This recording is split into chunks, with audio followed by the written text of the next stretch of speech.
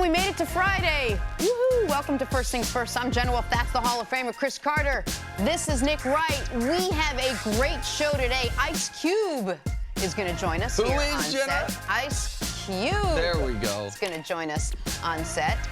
The Giants are closing in on a record-breaking deal with OBJ. Doug Peterson is disappointed in his offense, especially after last night, and an odd night for Tyrod Taylor. That's where we start today. Browns and Eagles, Thursday Night Football. Browns had made it very clear this preseason that Tyrod Taylor will be the starter over rookie Baker Mayfield, but when Taylor had to leave the game last night with an injured wrist, Browns had to be scared. He did return to finish out the first half, but never returned to the sideline after halftime. Baker came in and he sputtered with the first unit, only throwing for 76 yards and a pick on the night. CC, before we get to Baker, what do you make of Tyrod Taylor getting back in the game after leaving with an injury? Were you surprised the Browns brought him back in a preseason game? Get the Browns. If I'm Tyrod, I'm going back in the game. Yeah. Like, why would I continue to tell you guys this. I think if I'm not on the show, this happens to be my show, there's something, I'm either on vacation or I'm doing something very, very, very important that I wouldn't be here. I ain't gonna let nobody sit in my seat. Ain't nobody gonna be co-hosting First Things First on Cris Carter. No, we trying to establish ourselves. If we've been doing this 15, 20 years, yeah, I'll take 6 weeks vacation, have people run in and out and everything. No. Tyrod knows who he is, all right? No one is giving Tyrod a whole bunch of confidence, even since he's left college football. When he went to Baltimore, he was pleased to be able to develop there. But they never told him, hey, you're going to be a starter. No one's ever promised him anything. He went to Buffalo. You know what they did since he got them in the playoffs to end their drought? Oh, they got rid of him. They got rid of him.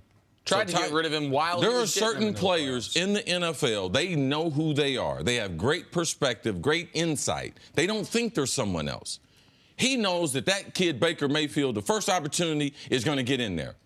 You said it. Cleveland Browns, they're pubbing him up. They want him in there. You think he's not seeing all that?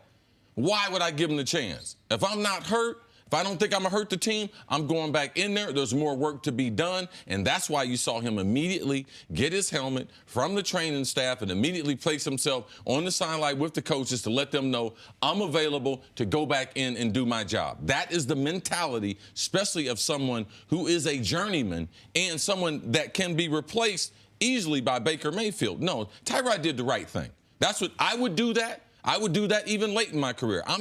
Guys would know, don't come in for me. And guys like, the coach told me to come in for you. No, I'm staying in. And Denny Green would be like, Cris, come out. And I'd be like, okay. Okay, but you have to assume that the Browns want to take care of him. The Browns know that they need him for the games that actually count. So why would the Browns, despite what he says, I don't think it was the type of injury that they were worried about further injury. I think that, listen, I thought when it happened, I tweeted it out, I thought he broke his wrist.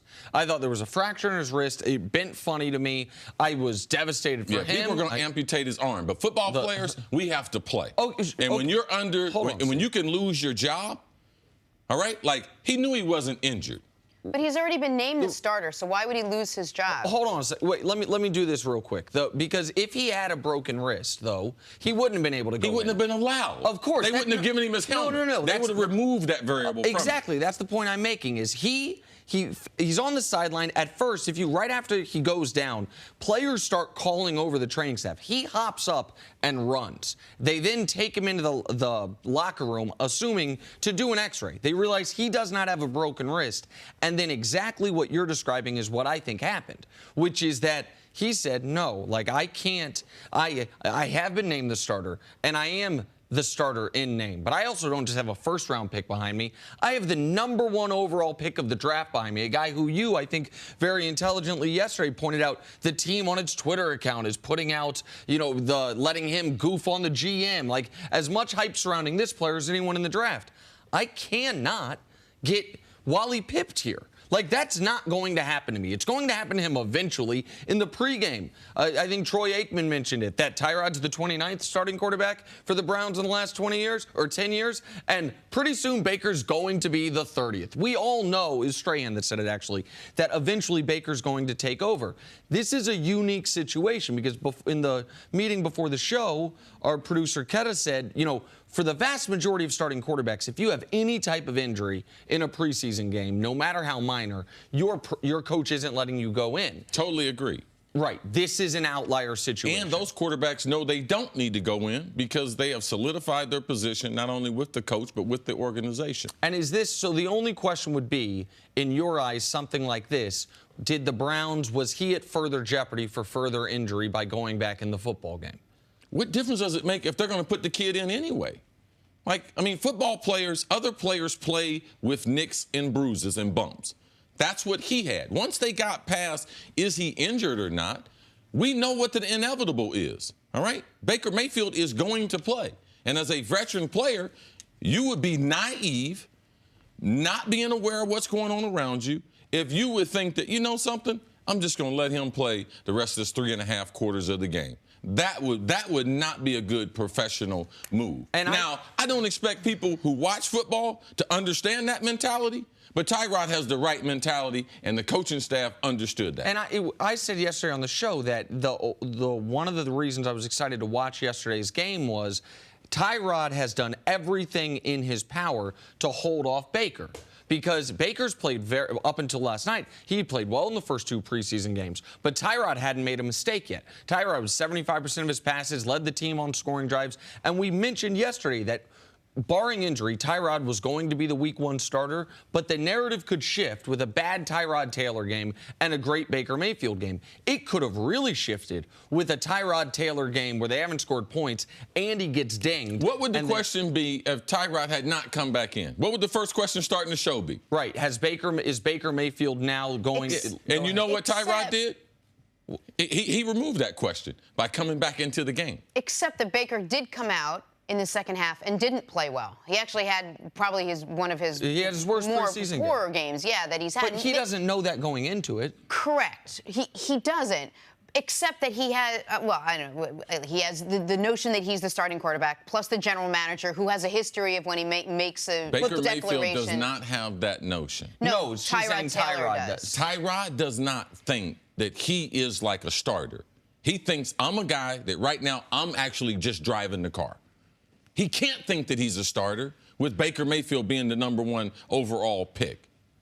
Does that make sense to you guys? No, it makes sense, except that we have talked the last couple of weeks. I only bring that up about John Dorsey having worked at different organizations where once he makes a declaration that someone's going to sit, they sit. It's not like the situation in Buffalo where maybe A.J. McCarron is healthy again. He could play. Maybe Josh Allen will play. It's been pretty much stated. Right, but the one thing that can change it is injury. Correct. And that's why he was trying to make, I felt he was trying to make clear to everyone, I'm not okay. hurt. That it was a different situation. I thought in real time watching it, he was seriously hurt. I didn't think there'd be any question about it. If you have a fracture in your wrist, even whether it's hairline or serious, you're going to be out a few weeks until that heals, non-throwing hand or not, unless you're a defensive lineman where they can just put a cast on it. Like, I thought he was significantly injured. When he came back on the field and there was nothing on his wrist, I said, oh, okay, so it's not broken. They obviously did the x-ray. And then he wanted to remove all doubt because Cris is right that every show in America would be asking, even if the report was the exact same injury report, no fractures, just got injured, or just got hurt, I should say, the question would be, okay, is Baker the starter now? Now, maybe not if Baker plays very poorly, but there was no way to know if Baker was going to play very poorly. So quickly before we move on, what did you think of the way Baker played last night? Who had a better game, Tyrod or Baker? Neither one of them played well.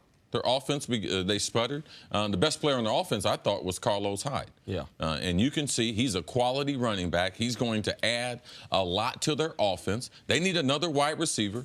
How dependable will their tight end be? That's going to be proven out over the regular season.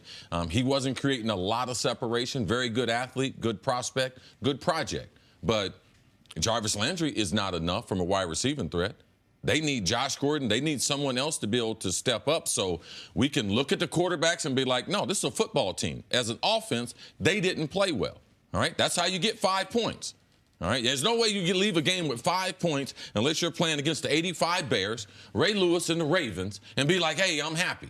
No NFL team's going to be happy with that. So neither one of them played well. The offensive line did not help them. But also, they're going against a good to great defensive unit with great personnel. So, no, there's no need to say which one of these guys look better. They didn't look good as an offense moving forward. So try to make the distinction between, Tyrod looked better, Baker looked better. I can't do that. Offensively, they didn't look good. The thing you said there that I think is most interesting is you believe they need another receiver. That Jarvis Landry, as wowing as he's been in practice, as big of a story as he's been through Hard Knocks, and as good as he'd been in the first couple preseason games, that you don't think he is enough of a speed threat for this team right now to be the offense they want to be. You need more variances. When Philadelphia decided they wanted to come after the Browns last night, they couldn't stretch the field. They couldn't throw the ball down there with the guy who they were afraid of. No, Jarvis Landry doesn't do that. Quality wide receiver, but they need Josh Gordon. He would add a big punch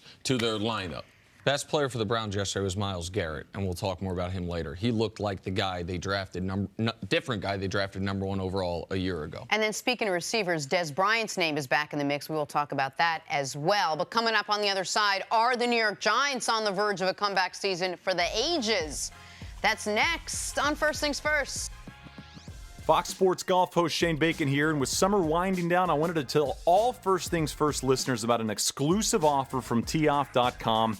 Ridgewood Country Club isn't the only must-play course in the tri-state area. The golf club at Mansion Ridge is a Jack Nicklaus design that boasts the same pristine conditions at a parkland-style course. But if you're looking for a links or a beachfront-style course, check out a collection of thousands of other great golf courses across the country at teeoff.com by the PGA Tour, the official tee time reservation site of the PGA Tour, and start booking tee times without booking fees. That's right, no booking fees.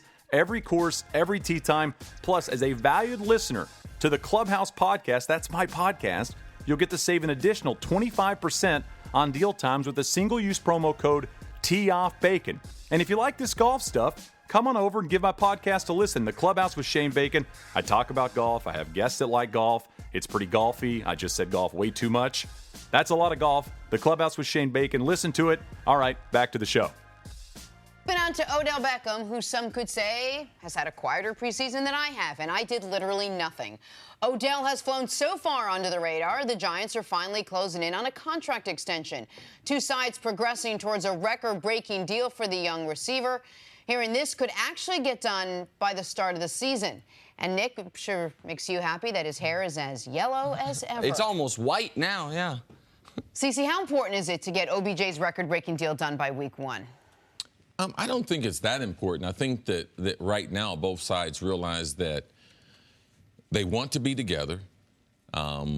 Odell's doing his part. The Giants have always done their part. They've gotten fairly close to a deal. It's not important that it's done week #1 when you know you're close, like you know you're going to have the money. The player has the confidence he can go out there and not be worried about a career-ending injury. So, to me, what date it gets done, as long as it gets done the first couple of weeks into the season, it really wouldn't matter to me. There is no big difference in getting it done the last week of the preseason game or getting it done 10 days into the regular season. It's not a do-or-die situation. What it is, though, is if they're on the same page and the deal is close, then both parties know it. I believe that you can move on without having the deal signed. So I actually talked to Odell this weekend, and their contract stuff never came up, which says to me, I think he believes this is getting done soon, because in the past, this has been a source of extreme anxiety for him, from even a year prematurely when we were with him in Los Angeles or when he had been asked about it prior to this offseason. And I do think it's noteworthy that when you look at the draft class that he's a part of, two of the other best players in that draft class who don't have deals, one of them hasn't even spoken to the coach in Khalil Mack. One of them is threatening not only hold out of preseason games, but regular season games in Aaron Donald. And Odell's done none of those things. Now, those two players had more capital to spend, so to speak, as far as not having off-the-field incidents. But Donald also held out all of last preseason before showing up, and the Rams forgave his fines. I agree with seeing that there are certain teams. I'll take a team I used to cover, the Houston Texans. They just had a rule. We do not negotiate contracts once the season begins. So if you do not get a new contract prior to the first day of the regular season, you're not getting one until the end of the regular season. If the Giants had a deadline like that, then it'd be a big deal if it gets done here in the next 12 days or whatever. But they don't have that rule. So what this tells me is they're getting this deal done in short order, which was not a sure thing. I mean, there was real speculation about whether or not the Giants would let him play out this year, see how he acts.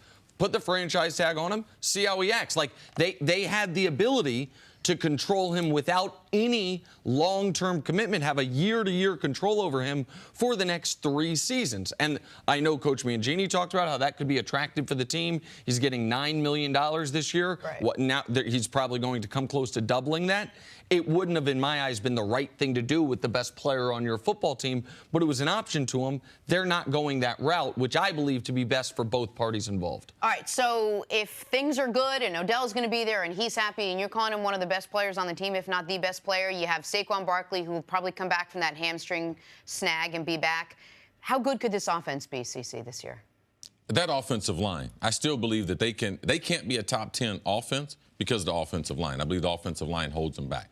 Yeah, because if you can't block the quarterback, if you can't have a powerful running game, Nate Solder is a good player, paying him $15 million, but he is not a good run blocker. He's an adequate run blocker, very good pass protector, big guy, very, very athletic, but he's still limited, even at that price tag. So I expect them to have some huge problems from an offensive line standpoint. And if you can't block people, no matter who you got on the outside, you can't run the ball on a regular. If you can't dictate, it's starting to get cold.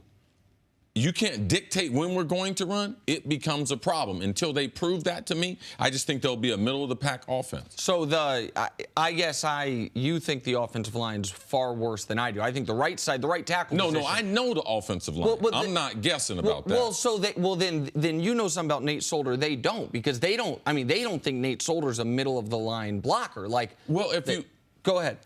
I've been analyzing Nate for a long time. Tom Brady's got one of the quickest releases in the game. Nate Solder is not a dominant left tackle. He's a good left tackle. He is not a great run blocker. That's just who he is. It's not my fault. He's just on the Giants. We're analyzing the Giants. And he happens to be their tackle. Right, but they I think, understandably, are expecting more from him. Sometime in free agency, you pay more overpay, because you don't have them. It's an auction, and that's one of the reasons why New England decided to allow him to walk. And so they have Solder, who I guess I'm baking in that he will at least be one of the, not the best, but one of the better. He doesn't have to be the best because he's the highest paid, but one of the better left tackles in the league. I don't know what Will Hernandez will be as a pro. I know they spent a very high draft pick on him as a guard, and their skill position guys, there's only a handful of teams that can look eye to eye with them skill position-wise. The Saints can, the Steelers can, the Chiefs can, the Rams can, and that's about the list as far as running back, wide receiver, tight end, secondary wide receiver in the Steelers' case. They have all the weaponry you'd like. See, I look at the Giants and say they have one big weakness on offense, the right side of their offensive line. I know you think Eli's still, at the very least, an average or above average quarterback, and a ton of talent as far as skill position guys. To me, if this team's not a top 10 offense, it's a disappointment with the money they've spent, the draft capital they've spent on offensive guys. Yeah, there's no problem with you thinking that, but you're giving them a lot of things. You're giving their head coach, who's going to be the head coach and the offensive coordinator. You're saying that he's going to be able to create a plan. We don't know that. He wasn't very successful in Cleveland as a head coach. So why would I just say, oh, Pat Shurmur's going to put it all together? Why would I say that their bust at right tackle is going to be a formidable player? He's not. He's not a good football player. But that I totally agree with you. And that's not going to change. It's hard to hide a tackle. You can hide a center, you can hide a guard, but you can't hide a tackle. I know who Nate Solder is a player, regardless of what they spent for him in free agency. It's like Olivier Vernon. When they got him, I knew who he was. He's not a 15-sack-a-year guy, but they're paying him $17 million. He's exactly like Nate Solder. You pay more because you have to go out and get them. So that's who they are, though. That's not my fault. We'll see. If they can prove they can run the ball, their chances of creating man-to-man on the outside and making it easier for Odell, then that will be real. Then they'll have a chance to be a top 10 offense. I think they're going to be around the middle of the pack, and that's not a slight. All right, let's take a break there. We'll talk about this some more. But coming up, how worried should the Eagles be about Nick Foles' struggles last night? Because that's what he did. Struggle. Next on First Things First. No need. Time for some stories to start your morning. Back to Thursday Night Football, Eagles-Browns. If you watch the game, it would be hard not to notice how much Myles Garrett owned Nick Foles. He had 2 sacks, including 1 for a safety and 2 quarterback hits. CC, what'd you make of Garrett's performance last night? Oh, it was awesome. I mean, he's the type of athlete, I think that we forget. He missed the first part of last season, missed 5 games, still had 7 sacks. If he don't have 15 sacks this year, I'll be shocked. Phenomenal athlete, explosive. I mean, he'll, in the next 2 years, be up for defensive MVP. No doubt about it. I mean, that's who they drafted him to be. That's who he profiled out to be. He is listen, there's a lot of freakish DNs in this league. From an athletic standpoint, he is near the top of that list. I'm not putting him at the top, but he measures out as He's got some pretty good video playing basketball, too. He's probably got more extensive video shooting than Ben Simmons. Check him out. YouTube. Check it out. All right, that's next hour. Myles Garrett shooting turnaround jump shots. Sticking with the Browns now, they reportedly still have interest in Dez Bryant, and talks are ongoing. They believe he has not fallen off as a player, and they want to add as many weapons as possible. Nick, what'd you make of this latest development? Well, I think the Browns are trying to prolong this to where they can keep in contact with Dez until after week 1, to where if they were to bring him in, the contract's not guaranteed. But I want to go back to something you said earlier about the Browns needing a speed wide receiver. You said they need more help at wide receiver, but it doesn't sound to me like the guy you were describing is the guy who Dez Bryant is. No, they need Josh Gordon. They need a 1,000-yard Josh Gordon to be able to help that offense. Tyrod, Jarvis Landry, man, they're going to be able to run the ball. Carlos Hyde's a good player. Dez is a plan B. Their plan A is get Josh Gordon back up to full speed. All right, on to the Chiefs now. They're wide out. Tyreek Hill had some interesting comments yesterday about how good he and quarterback Pat Mahomes might be. He said, quote, "I feel like me and Pat could be the best." Now, keep in mind, last season, Tyreek was 7th in receiving yards despite missing a game. Nick, do you agree with Tyreek? I think if he would have added something to it, I think they can be the best deep ball combo in the league this year, potentially. I don't think they're going to be the best quarterback-wide receiver duo. Mahomes is essentially a rookie, and Tyreek does certain things very, very well as a wide receiver, but he's obviously not your prototypical can-do-it-all, run every route on the route tree wide receiver. But I think this type of play, they can be the best in the league at that. Mahomes uncorks one and Tyreek gets behind the defense. I do believe that. Yeah, I believe they'll probably lead the NFL in most plays unscripted, like when the quarterback's scrambling and Tyreek decides to go deep. I think they're going to be very good at that. That's not hard to get in sync with a young quarterback. But the combination of Kelsey, Sammy Watkins, they should have a special group of wide receivers. Now, as a group, I wish he would have said that. As a group, we can be the best in the NFL, because he has no chance of being the best NFL wide receiver. All right, we'll end with one of Dak Prescott's most important offensive linemen, center Travis Frederick. Frederick was diagnosed with Guillain-Barré syndrome, and it is unclear when he will return. CeCe, how will the loss of Travis Frederick impact Dak and the Cowboys' offense this season? When we talked about Dallas and the amount of resources that they had put into their offensive line, and you have Zeke and Dak on their first contract. So if that offensive line, they really can't sustain an injury, because they are the heart and soul of that football team. The defense, who we believe is going to be better, and I believe can be a top 10 defense, but they're not going to be as effective if they have to play 31 minutes a game in that time of possession that the Cowboys, because they can't run the ball. Now, besides a left tackle, a center is the most important cog to an offensive line, because he is the quarterback. He's calling the protections. He's making all the line adjustments for all the line stunts. So a center is very, very important. And we want our quarterback in Dak in year 3 to grow. Man, Travis Frederick not being in there, that's going to hurt Dak. So he's got more responsibility in reading the front, reading the defense and helping the line make sure they get into the right calls. And it's an unfortunate injury. I had never heard of it. If I didn't have my good friend Mark Schlereth that gave me the information, and I listened to a podcast with the information on it, man, this is awful. Very, very scary stuff. You're talking about paralysis. You're talking about long-term damage potentially. Now, they did get in there and diagnose him quick, and he's already received his second treatment. So the prognosis does look good, but I mean, there's a chance he might miss all the season. I don't believe the Dallas Cowboys can recover from Travis Frederick, who's probably the best at his position in the league. Well, so that last part is a key part. We talk about their offensive line, the three great offensive linemen they have. Tyron Smith is one of the best left tackles in football, and at times is the best. Zach Martin is one of the best guards in football, and you could argue is the best. Travis Frederick is the best center in the league. Like, he's the best in the league at what he does. And let's also not forget, how did the Cowboys spend their second-round pick on an offensive lineman, a rookie who they would like, theoretically, to play right tackle? You know who a rookie right tackle would like to have? A veteran awesome center telling him about the checks, the protection shifts, the different things that Travis Frederick can do pre-snap. That is one of the reasons, in addition to everything he does post-snap, that makes him as good as he is. And this is, we talk about teams adding to their strength. The Eagles, they had great D-line. Let's go add more D-linemen. The Cowboys are now subtracting from their strength, and nobody's got a deep offensive line.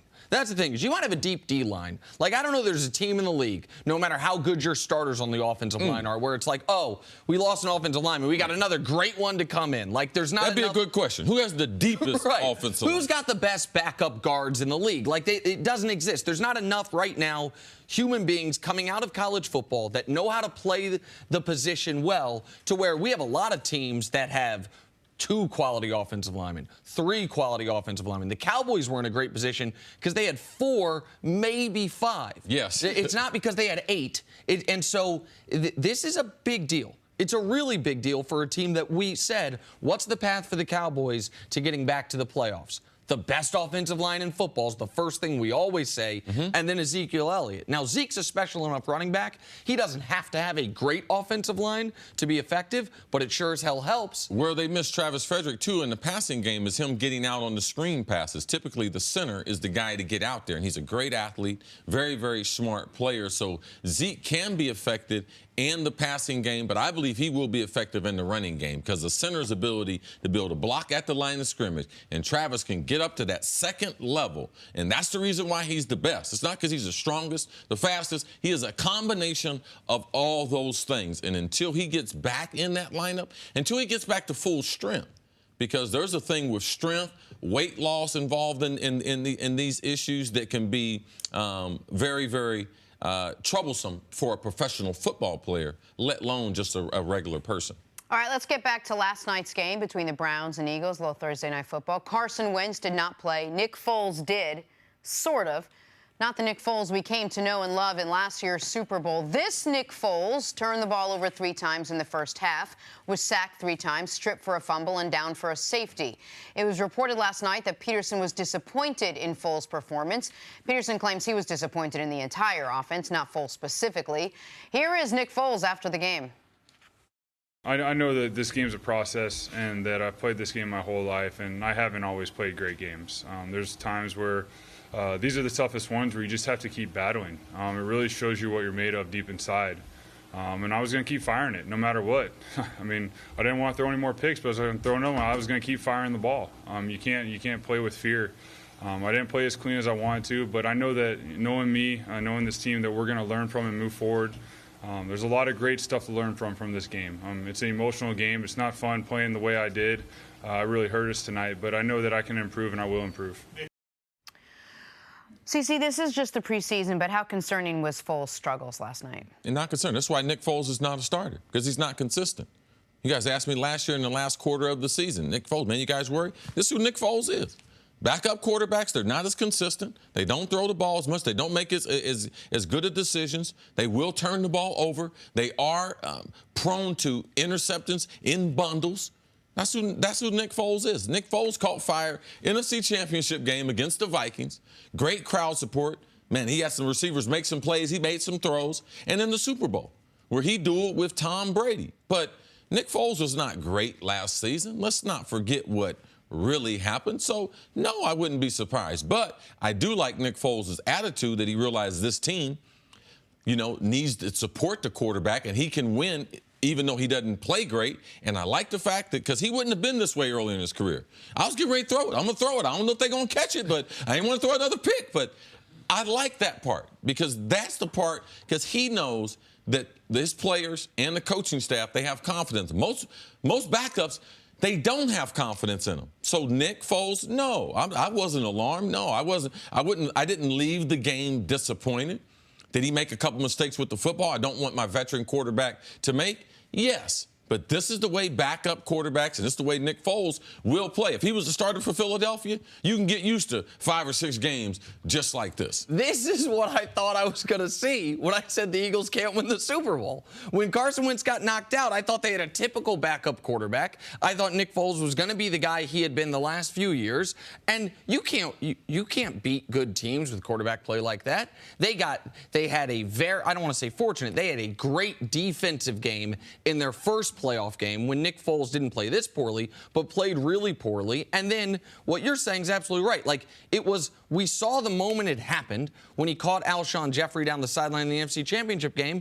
And from that moment forward until he's hoisting the Super Bowl trophy, he played 7 quarters of football, unlike anything we'd seen from him. People say, oh, what about that 27 touchdown, 2 interception? No. It wasn't those types of throws. That was a Chip Kelly offense. Yep. It was very different than it was an out-of-body experience for Nick Foles. Now, what impact does it have? It has an impact to me on a few things. One is I don't think you can help but be less optimistic about the Eagles' chances in Week 1 if Wentz isn't ready, because Nick Foles has not yet played well at any point in this preseason. Like, he got dinged and we thought he had a broken collarbone. Turned out he didn't. But the last game Nick Foles played well in was the Super Bowl. The other thing it does is we've talked about if there's a quarterback injury, who's getting the phone calls. Well, I think the Jets will get phone calls for Teddy. The Colts might get phone calls for Jacoby Brissett.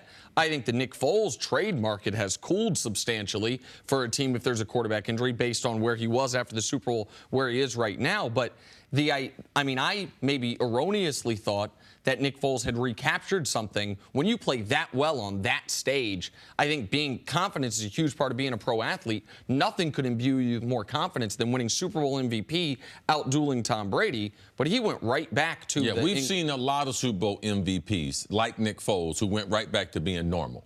Not at the quarterback position, though. You're right. We've seen Larry Brown. We've seen a lot of guys that were outlier MVPs on either defensive players. I totally agree. But we'd never seen quite this situation where it's the quarterback where he is outdueling the greatest of all time. He's, right. I don't know if he outdueled Tom Brady. Tom did throw for 500. Okay, so you're right. He won it. He was eye to eye with Tom Brady in that football game. Yes. And so you're right. Brady played great. But where Foles played that well on that stage against that opponent, and then in the preseason, and we can't, by the way, say, oh, well, the Eagles didn't have all their guys. Like, Vaitai didn't play well in that game. Myles Garrett ate his lunch. But Nick Foles, every game Nick Foles played last year was with Vaitai. Like, the Eagles did what they did with backup players last season. Were you concerned at all with the way the Eagles played and have been playing in the preseason? I'm not concerned because their overall depth. They got a lot of good players, and their best player is not playing yet. Alshon Jeffries will also be added to that. So you add Carson Wentz, Alshon Jeffries to Jason Peters, left tackle. Oh, shoot, you've added some ball players. Like, no, I'm not concerned. I'm not concerned. I don't get concerned with veteran teams that struggle in the preseason because they're trying to accomplish a number of different things that younger teams aren't. Nick Foles has not looked well. Vaitai, left tackle, right tackle, has not looked well. So they've had some players in particular that have not looked well. But I believe that the Eagles will be ready week number 1 against the Falcons. The concerning thing for the Eagles through the first 2 weeks of the preseason was the defense looked really shoddy. They allowed 31 points in the first preseason game. The Patriots scored 100 on them. Yesterday, the defense looked like the Super Bowl defense, but they, of course, offensively did the least you can do in a football game. They got shut out, and they got shut out by the Browns, and we don't think the Browns' strength is going to be the defense. To me, the most instructive part of yesterday's game was, and it wasn't just Nick Foles, but it was how much, I'm going to keep mentioning this player's name today, how much a great D-end can wreck a game plan. Myles Garrett was all over the backfield, and Vaitai could do nothing with him. Now, Jason Peters is 37 years old, coming off a torn ACL. He's also one of the great left tackles in this league. And so is there some concern that if Jason Peters, either age or injury, that the Eagles don't have? We were talking about what teams have great backup offensive linemen. We thought the Eagles had a very quality swing tackle. I am less confident in that today than I was yesterday. So that part is at least moderately concerning to me as well. All right, we'll take a break. Coming up, did Hugh Jackson make a mistake putting Tyrod back in the game? That's next on First Things First.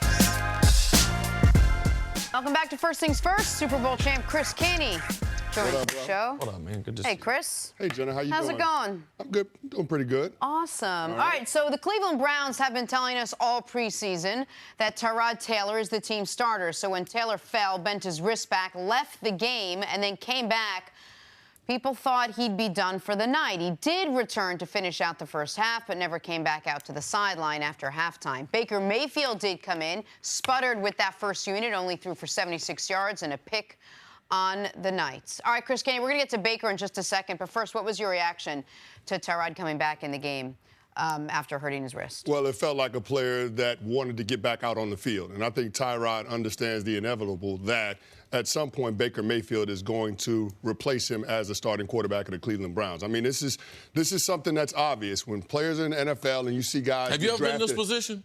No, I've never been in this position. I never had a guy as a first-round pick drafted at my position. But guys understand that if you've been around the National Football League for any period of time, you know that when they draft somebody with one of those high picks when they at sign your spot. And you came in to take someone else's spot. As a free agent, exactly. When they start signing guys in free agency or they use high draft picks on players, you know the inevitable that guy is going to be at the top of the depth chart. It's like Vegas. Money plays. The Cleveland Browns has more invested in Baker Mayfield than they do Tyrod Taylor. So at some point, Tyrod is not going to be the starting quarterback. So he wants to take advantage of the opportunity while he has it so he can showcase his abilities, and hopefully he'll be able to get another job as a starting quarterback at one of the other 31 teams. And the Browns have been very clear on their messaging. Tyrod's our starter. We want Tyrod to start the whole year. There is one easy, for every team in the league, exit ramp from whatever you've been messaging, and that's injury. That isn't abandoning your plan. That isn't going different from what you've said. That isn't changing the message. It's injuries happen in this league. Guy got hurt, next man up, see how he plays. Now, I saw him fall, and in real time, I thought he was seriously injured. I didn't think Tyrod would be able to put himself back into the game. It looked to me, maybe the angle was odd, but I know Troy and Joe also thought when they showed coming back from break the replay that it looked like his wrist bent in a funny direction that it wouldn't bend unless it was either dislocated or there was some type of fracture. But when you saw him he ran off the field, runs into the locker room, I assume to get the x-ray. They find out he doesn't have a fracture, and then he's standing on the sideline with nothing on his arm. He looked like a guy who was thinking exactly that. No. The game plan was for me to get this many series. Just because we're going to have to go back and forth, I'm still getting that many series because we can't also look at this knowing Baker struggled. Tyrod didn't know Baker was going to struggle. Baker didn't know he was going to struggle. It's a very different narrative if Tyrod gets dinged but is not injured moving forward, as is the case, and Baker continues what he had done up to this point in the preseason, which is play clean, effective football against backups, by the way, with an easier defensive front. So I totally get why Tyrod, not many starting quarterbacks would have to do this, but Tyrod's kind of the starter with an asterisk, which is why he, I think, had to do this. But does Tyrod have the last say in whether he plays or not? Is there a little response? And I don't know, I'm just asking. Is there a responsibility by the team to say, we know Baker's not ready to start. We know Tyrod is our starter. I know the x-rays were negative, but I don't want to put him in a position where maybe there was a tear or something. Why don't we just shut him down for the night? It's not going to change our opinion on anything. Isn't that the responsibility of the team to maybe jump in and say, well, first when he got injured, he went into the tent. Then he went into the locker room. In the locker room, they have every state-of-the-art piece of equipment. They have qualified doctors that they knew exactly when he came out of the locker room. Now, as a player, At that point, what is there an injury? No, there's not an injury. It's called a woo-woo. It's called being nicked. It's called everyday life in the NFL. So at that point, the training staff cleared him. So at that point, Tyrod and the coach probably had a conversation. He's like, how do you feel? He said, I feel good enough to go back in. And at that point, it's up to the player if he can go in to be able to join his teammates. They are at work and to be able to finish this preseason game. This is how you turn the culture around, by a guy playing when he doesn't have to play. All right, because we can't forget they've won one game in 2 seasons. Right. So if everyone took off when we had a little nick, all right, you can't develop some type of culture. And that's also the reason why yesterday when you talked about Josh Rosen, he hurt his thumb.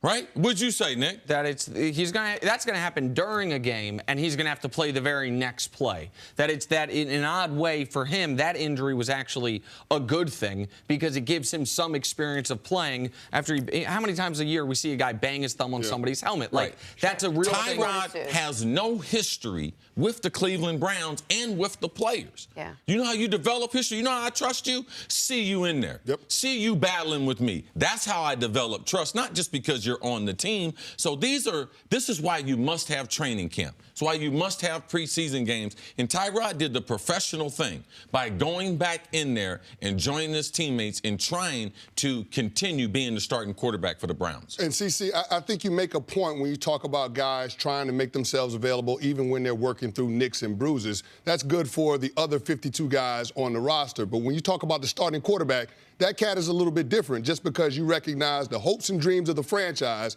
How you feed your family is based in part by how that guy performs. So you need to make sure that your starting quarterback is available. But, Nick, you said Tyrod is that quarterback with an asterisk, right? Just because you know that the #1 overall pick is sitting behind him. So he becomes a little bit more expendable for the organization. And he has a bigger sense of urgency. What you're talking about, Jenna, where the coaching staff says, listen, we know you're fine. We're going to let the backup play.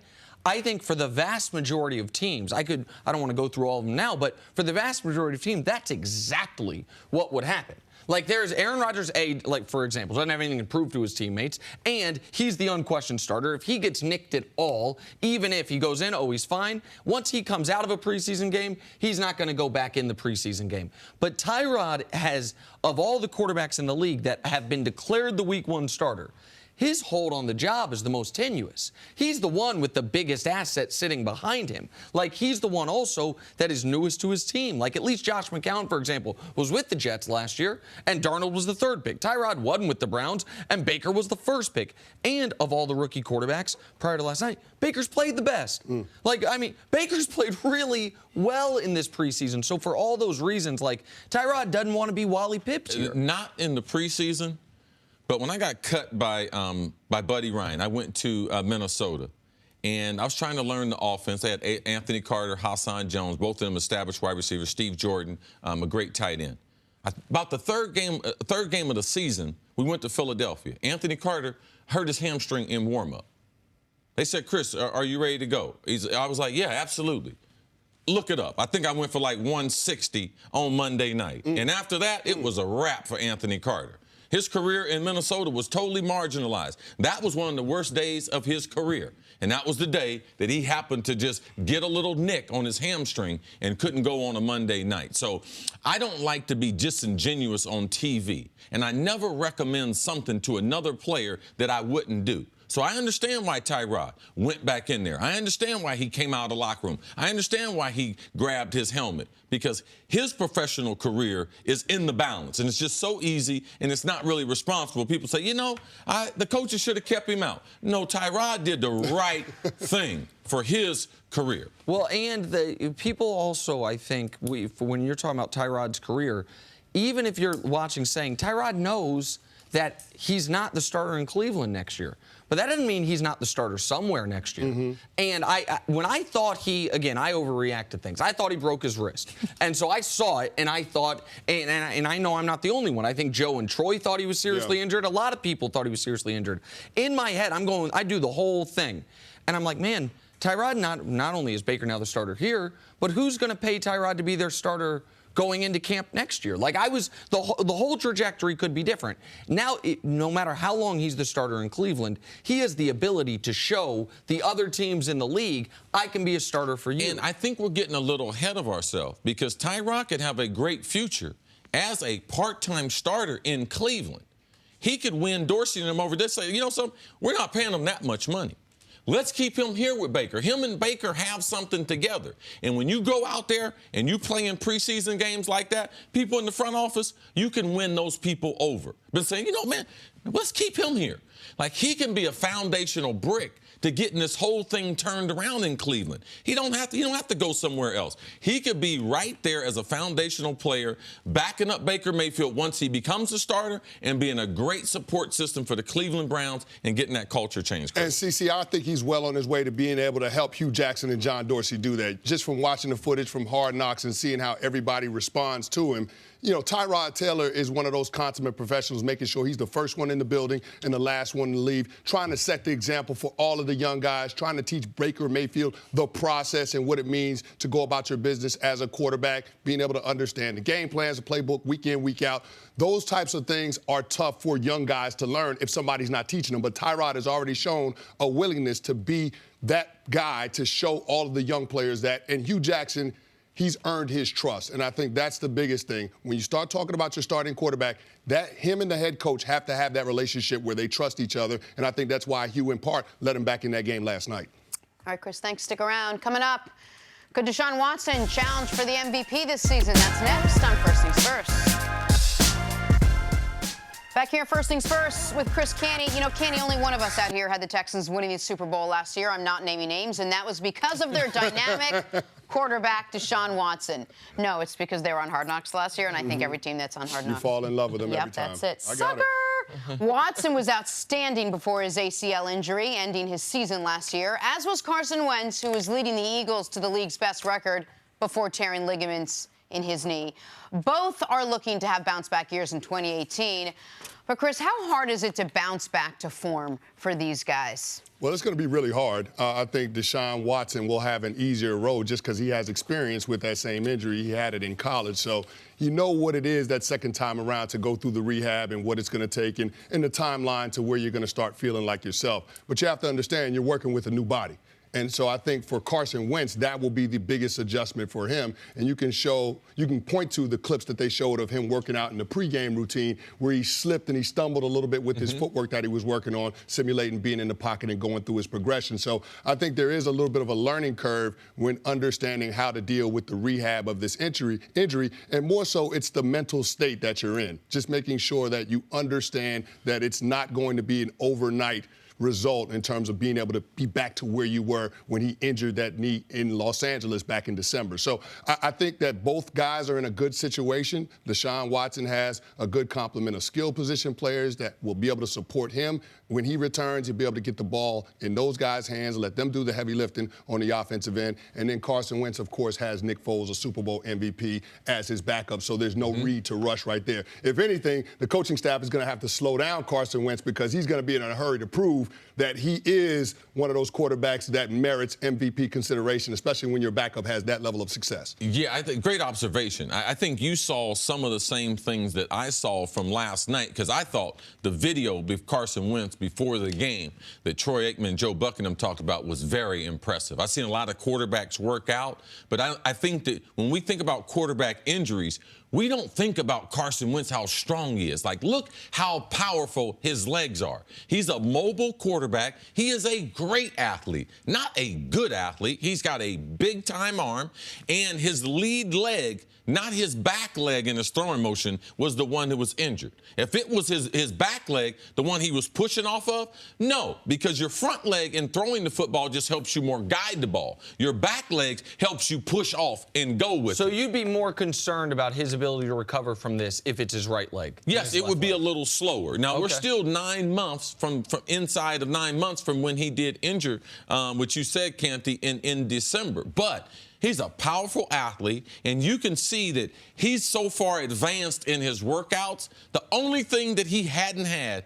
is just live bodies around his legs. But you can see with the cone drills that they were doing, with him anticipating being able to move in and out of the pocket, he is a great athlete. He's just not some nimble guy. He is not Teddy Bridgewater when he got hurt. He is not Sam Bradford when he got hurt. He's not even RG3, who was a great athlete but didn't have the strength throughout his body that Carson Wentz So has. that's what I've seen with Carson Wentz. And watching video coming out of the Texans practice, I think Deshaun Watson, his throwing motion, has really gotten even quicker as far as releasing the football. People talk about his deep ball, lack of being accurate. He's proved that last year he can do that. Now, can he do that over a season? I believe both of their stats, which their touchdown to interception ratio, Nick and I have talked about this, it might not be as great as it was last year, but they could still have the MVP type of seasons because that's just the way it goes. When Aaron Rodgers was MVP, when he came back the next year, he threw more interceptions,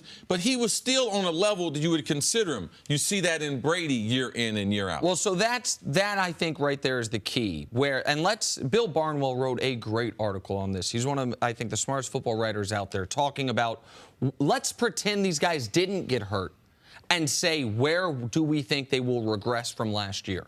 Right? So let's remove the knee injury entirely. What was the thing about Wentz I couldn't stop talking about last year? How amazing he was on third down. It was one of the best third down quarterbacking seasons we've seen in a decade. It was actually, according to Barnwell, one of the 10 best seasons. The other guys on the list, Brady's got a couple years, Manning, Rodgers, Breeze, every single one of those guys. The next year was much closer to league average on third down. In that regard, the water finds its level. So when he has a 123 rating on third downs, like, hurt or not, you can't duplicate that year after year. That's Carson Wentz. Now on Deshaun Watson. Watson had a remarkable season in this regard. He had the third highest interception rate in the NFL. Only Kaiser and Simeon were higher. And he still had these unbelievable numbers. Unbelievable because of the volume of touchdowns, because receivers only dropped 1% of passes that he was throwing when the league average is about 4. Right. Those are areas where if he never hurt his knee, you are likely, it's hard to have that type of great season with that many interceptions. The last quarterback to do it, according to Barnwell, was Y.A. Tittle. That was in 1963. So there's reason to believe for both of these guys, statistically, they won't be the same, even if their bodies are as healthy as ever. And we know their bodies obviously aren't as healthy as ever. I know Deshaun Watson was so fantastic coming out of college, but was last year too small of a sample size for you, CC, to know that he's going to be able to be this good or to be able to project? We saw so much more from Carson Wentz last season. No, I believe Deshaun Watson's going to be a great football player.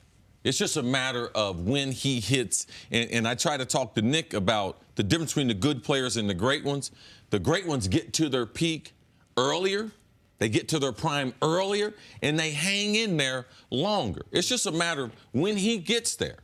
And then once he gets there, how long can he stay there? Because I believe he is going to be one of the faces of the National Football League for the next 10 years. He is what we've wanted to see between Cam Newton and Michael Vick. That's who Deshaun Watson is. He is that new cat. And I believe he's going to dominate in the league for a long time. Yeah, I agree with you, CC. I think he wants to be great, and he's willing to put in the work. And you see his understanding of the NFL game. You don't usually see quarterbacks have that quick an ascent in terms of being able to grasp what the NFL game is all about and get acclimated to it. But, Nick, you said something about the statistical seasons of Carson Wentz and Deshaun Watson, and maybe they might regress back to league average. The one thing I will say, and I'm agreeing with you in that capacity, the one thing I will say is by both of those quarterbacks being on the field, you're going to see a difference in terms of how they impact their team winning. When Deshaun Watson was out there on the field last year, the Houston Texans averaged over 30 points a game. When he wasn't the starting quarterback, it was less than 20. Yeah. So you see that, and of course, with the Philadelphia Eagles and Carson Wentz, they were the best team in football. Now, I understand that Nick Foles went 5-1 as the starter once he got hurt, and they won the Super Bowl, but it's a different team. It's a different team. Listen, that Atlanta Falcons game in the divisional round in Philadelphia is not as close if Carson Wentz is the starting quarterback. So I look at that and I say maybe he might not have the same statistical season, but Carson Wentz, when he's there, their team is going to be the same impact on winning. He made them coaches a lot better, too. He sure did. Got them coaches a lot richer, too. Thank you for listening to the First Things First podcast. Remember, leave us a review and tell us what you think. Subscribe to the podcast on Apple Podcasts and catch us on FS1 Monday through Friday, 6:30 a.m. Eastern. For Cris Carter and Nick Wright, I'm Jenna Wolfe. So long, everybody.